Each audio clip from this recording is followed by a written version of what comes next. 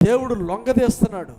ఎవరైతే దేవునికి లొంగరో, ఎవరైతే దేవునికి లోబడరో, ఎవరైతే దేవుని దూషికులో, ఎవరైతే దేవునికి వ్యతిరేకంగా మాట్లాడతారో అటువంటి వారిని దేవుడు లొంగదీస్తాడు.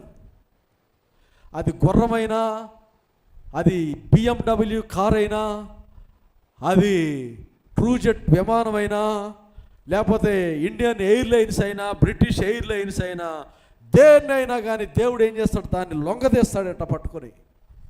ఇప్పుడు సౌలుని లొంగ తీసుకుంటున్నాడు. సౌలు యొక్క నేత్రాలు మూయబడినాయి, కన్నులు మూయబడినాయి.